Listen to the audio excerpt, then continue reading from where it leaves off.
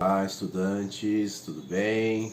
Como vocês estão? Estudantes da terceira série do ensino médio. Eu espero que todo mundo esteja bem, porque afinal nós ainda estamos enfrentando um momento muito difícil na nossa história, né? Eu desejo bem aí para todos, tá?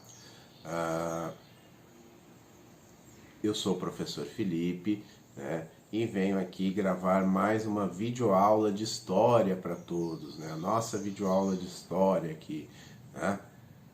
E o nosso dessa vez, né, nós vamos falar de um tema diferente. Vou colocar aqui na tela para vocês. O primeiro slide, ó. Vamos falar sobre o socialismo, galera, né? Socialismo, essa corrente econômica aí que embateu diretamente com o capitalismo, né, principalmente no século XX, né? Nós vamos ver algumas definições e contextos históricos, né? Nós vamos ver aqui quais são os teóricos, né, a diferença entre socialismo utópico e científico, né? Então nós vamos ver várias coisas aqui interessantes sobre o socialismo na nossa videoaula, tá bom? Acompanhe comigo aqui, vamos para o próximo slide, segundo slide, olha. Socialismo, definição clássica e contexto histórico de sua criação. Acompanhe comigo no slide aqui no quadro amarelo, olha. Surgiu como contraponto ao capitalismo liberal, né, que estava em alta ali na época, né, na primeira metade do século XIX. O capitalismo, né, estava em pleno desenvolvimento, liberdade de comércio, mercado, né, tudo isso estava sendo experimentado, né. Logicamente não estava sendo feito à risca, mas o sistema econômico estava na direção do capitalismo liberal, tá? Precaríssimas condições da classe operária europeia e negação da cidadania à população. Então ainda tinha esse contexto, apesar do capitalismo pregar aí a liberdade, né, existiam várias deficiências aqui, principalmente para a classe operária europeia, né, que estava em horríveis condições de trabalho.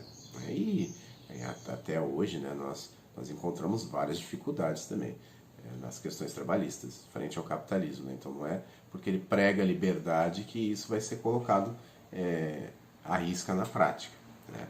Não funciona dessa maneira. Acompanha aqui comigo, ó. Mantém, via de regra, a tecnocracia capitalista voltada à produtividade. Então, olha, tudo voltado para a produção. Entretanto, cria mecanismos que impedem a superexploração econômica. Estabelece a cidadania, a população e defende políticas voltadas à diminuição das desigualdades sociais, né? Então, o socialismo ele é um contraponto a tudo isso, né? Porque o capitalismo, né, a tecnocracia capitalista, como ele diz aqui, né, a ciência capitalista ali, ela é voltada para a produtividade, apenas para isso, para a produção e lucro, né? Então, o socialismo vem em contraponto com isso, né? Propagando aí ideias que impedem, né, a superexploração econômica, né, que dão uma cidadania de direito aos povos, né, e também as famosas políticas públicas aí, econômicas, também voltadas para a diminuição da desigualdade social. Então, o socialismo surge com essa pegada, né, tentar mostrar um lado diferente aí para o capitalismo, que não só importa a produtividade, mas também importa, né, a matéria humana, o material, né, o trabalhador, a pessoa que está ali produzindo, né, ela tem que ser assegurada com várias coisas que ela infelizmente ainda não tem, né, mas é para isso que o socialismo surge, nesse contraponto, né? Vamos para o próximo slide, vamos entender aqui fazer o histórico, né, do socialismo, né, mais ou menos assim, para vocês entenderem como ele foi se desenvolvendo. Primeiro, gente, ocorreu um movimento que se chamou socialismo utópico, né? É diferente do científico, né, do Marx e tal, perdão. Mas o socialismo utópico, né, ele foi criado com várias ideias interessantes, na primeira metade do século XIX, mas ainda não tinha aquela robusteza, né, aquela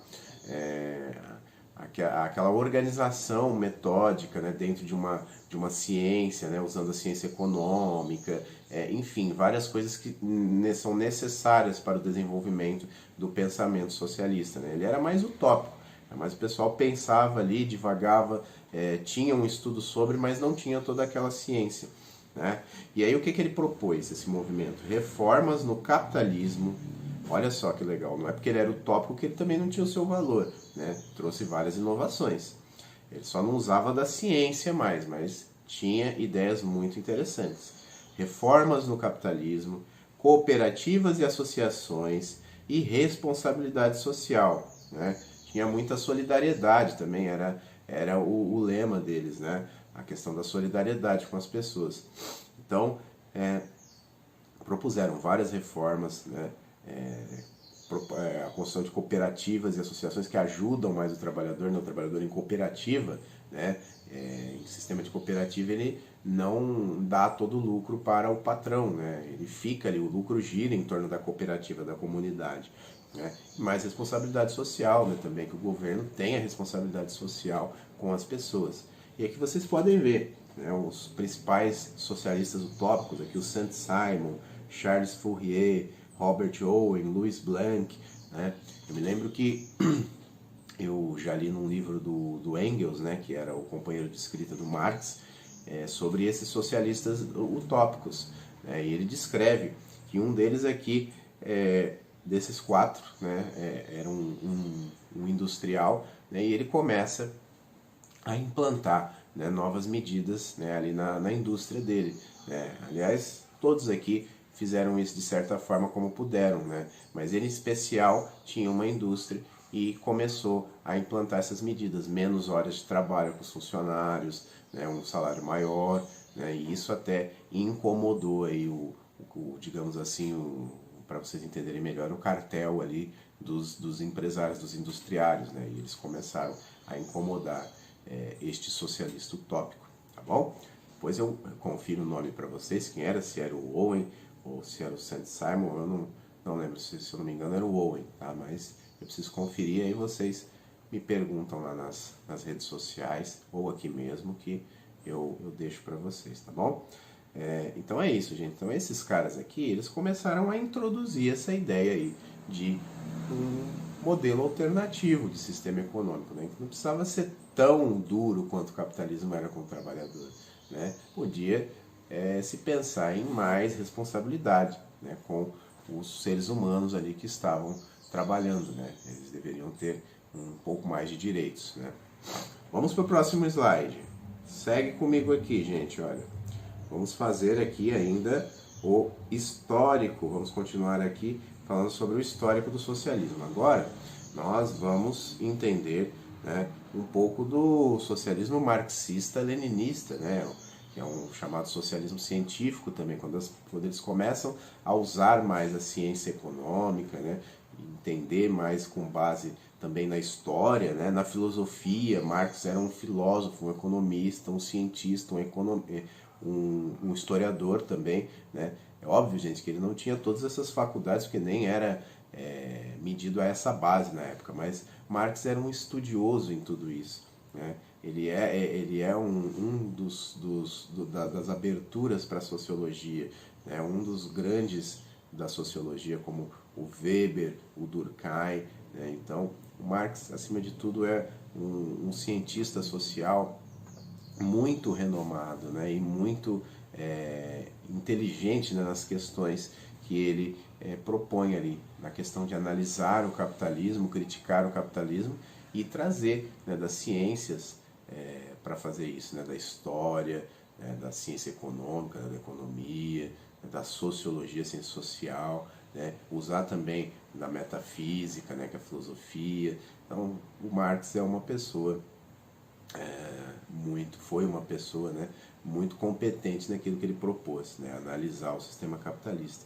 Então por isso que a gente chama de científico agora, né, que agora tem ciência, agora se analisa o capitalismo, se critica o capitalismo com base nas outras ciências, né, história, economia, ciência social. Filosofia não é ciência, mas também ajuda na reflexão, né? E aqui nós temos, ele aconteceu na segunda metade do século XIX e XX, né, que foi onde esses caras viveram, né, o Marx, o Engels, que era companheiro dele de escrita, né, o Lenin, né, que foi o primeiro presidente aí, secretário do partido da União Soviética, né, que mudou o sistema da Rússia, né, e transformou em União Soviética, né, socializando todo o país, né, transformando o país no socialismo ali propriamente dito, a antiga Rússia.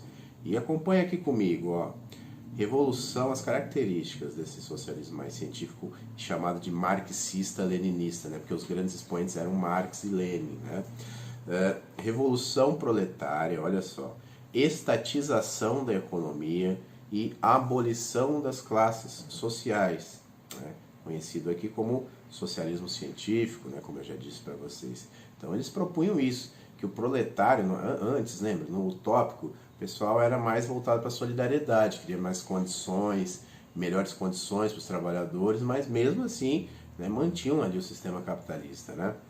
Já no socialismo científico, né, o Marx, o Engels, o Lenin, né, propõem que são grandes escritores também, escrevem suas teses, né, e propõem que seja feita revolução proletária, que o proletário tome o poder, né, os trabalhadores, né, estatização da economia, que tudo seja feito pelo Estado, o Estado tome conta de tudo, da produção toda, né, e não haja mais empresas privadas, né, e a abolição das classes sociais, né, que isso é o caminho para o comunismo. Há essa diferença, né, o socialismo ainda mantém classes sociais, né, ele é voltado muito mais para o desenvolvimento social e a preocupação com as pessoas, mas ainda há classes sociais, né, para manter a sociedade ali dividida, para fazer a transição para o comunismo, que aí o comunismo é a ausência de classes sociais, né? Todos estão aí em pé de igualdade, né? Não há classe social mais. Gente, tem uma grande questão também. Esses sistemas, eles foram, as pessoas podem até questionar aqui, né, mas os sistemas, eles foram criados, né, por esses teóricos, né, o Marx, né, o Engels, os socialistas utópicos também contribuíram, né, o Lenin conseguiu chegar no poder, até fez a revolução, mas morreu e não conseguiu desenvolver o projeto. Então isso foi escrito agora. Como ele foi desenvolvido, já é outra história, já é outros 500, né, que a gente pode falar a partir ao longo das videoaulas.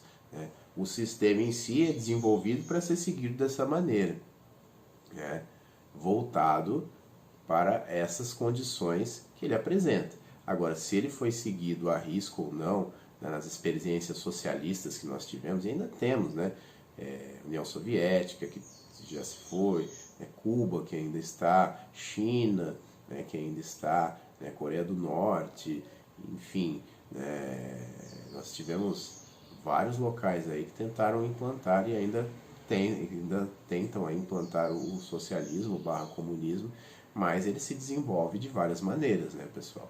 Afinal, ele acontece em vários lugares do mundo. Olha só o que eu falei, América, China, né, América, Ásia, né, perdão, onde fica a China, né, Europa Oriental, né, então ele vai se desenvolver de várias formas, porque afinal, as pessoas que vivem nesse continente são diferentes umas das outras, né, e também não será seguido à risca, né, como foi proposto pelos teóricos.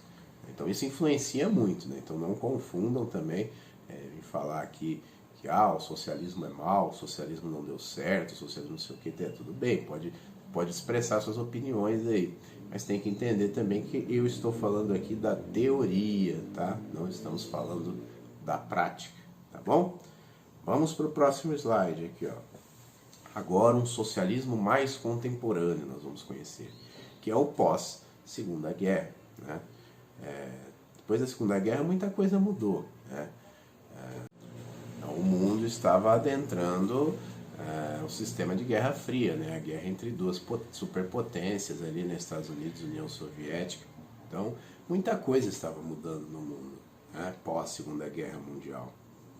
E aí esse socialismo ele surge aí com uma proposta, né, de políticas públicas voltadas à inclusão e oportunidades, né, financiadas por impostos também, mais conhecido também como social-democracia.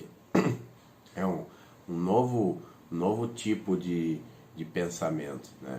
a social-democracia, ela preza pelo bem comum aí das pessoas, né, para que a desigualdade social também seja diminuída, né, para que as pessoas tenham mais assistência social, mas ainda mantém, né, aquele jogo capitalista, né? Eles ainda vivem dentro do sistema capitalista, mas pregam uma social-democracia para que isso seja feito, essa socialização aí da sociedade, né, digamos assim, seja feita de forma mais branda, né, utilizando dos artefatos, né, dos mecanismos, perdão, que o capitalismo te proporciona, né? Então essa social-democracia ela não seria tão radical igual o socialismo científico, por exemplo, né, o socialismo marxista-leninista. Ela é um pouco mais maneira, né, um pouco mais maneirada e prega aí que o bem-estar social, né, a desigualdade social sejam estudados e resolvidos esses problemas aí, né, mas de forma mais branda, né, não tão radical quanto o marxismo-leninismo, mantendo ainda a democracia, né, e não fazendo a revolução proletária, né, como o socialismo marxista-leninista pregava, né, no slide anterior que a gente viu. Vamos para o próximo slide aqui. Vamos fazer uma pequena reflexão a partir disso que nós aprendemos, né? Tudo isso nós vimos aqui, socialismo utópico, né? Com Saint-Simon, lá, o Robert Owen, que a gente viu no slide. Vimos o científico, que é o marxista-leninista ali do Marx, do Engels, do Lenin, né? Que eu expliquei para vocês. Né? Vimos a social-democracia, né? Que é mais voltada aí para o bem-estar social também, voltada para diminuir a desigualdade social, mas que mantendo a democracia, né? E agora, a partir disso, nós vamos fazer uma reflexão, lendo esta frase aqui do Albert Einstein, né? Um grande físico alemão, né? do século XX. Vamos ver aqui. Estou convencido de que só há um caminho para eliminar estas maldades graves: pelo estabelecimento de uma economia socialista, acompanhada de um sistema educacional orientado por objetivos sociais. Em uma economia deste tipo, os meios de produção são propriedade da sociedade em si e são utilizados de maneira planificada, olha só, a qual ajusta a produção para as necessidades da comunidade. Iria distribuir o trabalho para todos aqueles hábeis a realizar o trabalho e garantiria a subsistência de todos. A educação do indivíduo, visando aprimorar as suas habilidades inatas, tentaria desenvolver nele um senso de responsabilidade pelos seus companheiros, ao invés de glorificar o poder e sucesso, como ocorre na nossa sociedade presente. Essa é uma frase do Albert Einstein, gente. Então, olha só, o Albert Einstein, ele concordava com certos pontos aqui do socialismo, né? Inclusive tinha o interesse de que o sistema talvez fosse utilizado, né? Porque realmente, pessoal, o sistema escrito, a teoria dele, né, é uma coisa que é interessante de se ler, de se explorar e de até se tentar reproduzir. Pelo menos parte disso, né, voltado mais para a nossa realidade, né, entendido mais na nossa atualidade, né, compreendido mais dentro da nossa atualidade, né, mas a corrente de pensamento econômico socialista é uma corrente muito interessante que você consegue, né, identificar várias coisas que são necessárias, né, para o trabalhador, né, para o modo de produção, para a educação até, né, para a nossa subsistência, para tudo, né? O capitalismo ele é interessante em alguns pontos, porém, gente, peca severamente em outros, né? Na questão da desigualdade social, por exemplo, né? Quem tem dinheiro tem acesso às coisas, quem não tem dinheiro não tem. E o que fazemos com essa pessoa, né? Deixamos ela sem acesso a tudo, né? Então, são coisas a nós pensarmos, né? Nós refletirmos aí, e com a ajuda do socialismo, né? Dessa filosofia, dessa corrente de pensamento econômico, né? Esse sistema econômico que se propõe como alternativa, nós possamos, né, entender, compreender várias coisas ali que precisam ser modificadas na nossa sociedade atual capitalista, tá bom? E é isso, gente. Vamos para o próximo slide aqui. Acabou a nossa videoaula. Eu agradeço por vocês terem assistido, tá? E espero ter ajudado. Obrigado, se cuidem, usem máscaras, fiquem em casa, mas se tiver que sair, por favor, siga os protocolos sanitários, tá? Use máscara, álcool em gel, mantenha o distanciamento, tá bom? E qualquer dúvida, vocês me chamam em qualquer mídia social aqui que vocês me encontrarem, tá? Estou à disposição, não fiquem com dúvidas, tá bom? Um grande abraço, gente. Bons estudos.